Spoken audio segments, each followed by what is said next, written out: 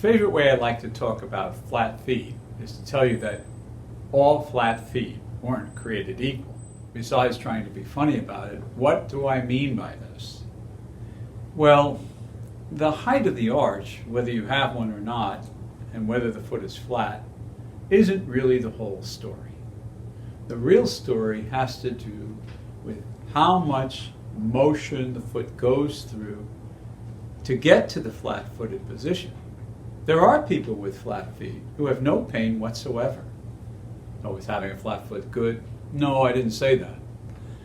But it's the degree of motion that strains the tissues along the joints, the plantar fascia, arch, tendons, ligaments, and puts stress on other joints. So the more that the foot rolls down and in, which we call pronation, really is what's behind what decides whether or not a flat foot might have trouble. But that said, what are some of the associated conditions along with the flat foot? Where does it lead to trouble? Well, that becomes quite a long answer, but to name a few, certainly arch pain comes about when a foot collapses too much. Most of the time, the earliest sign of that is pain along the band of tissue that attaches from the heel to the ball, the plantar fascia, and most commonly at the heel in the flat-footed person. Next, when that foot is flat like that and overpronates, is the stress on the joints along the way.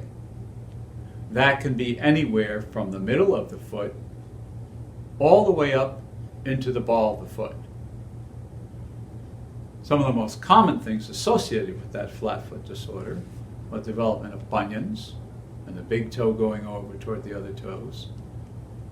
And sometimes even more commonly than pain associated with that is that this whole side of the foot just doesn't function well, from here all the way up to your big toe. So make believe you didn't have it. And what gets hit next is on the bottom of the ball of the foot under the second toe.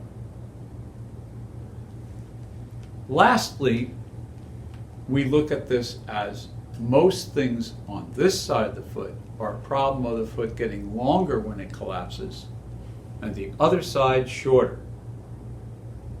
That leads to pain up and under the ankle joint or in tendons around the lateral side of the ankle. So if you have flat feet and your arch doesn't hurt, but you have symptoms around the great toe joint, under the ball of the foot, back in the arch here, up over the outside under the ankle, behind the outside of the ankle, all these things may be caused by that flat foot. If you're experiencing those kinds of symptoms, come in and let's see exactly what's going on with that flat foot of yours and its relationship to the problems you're having in your feet.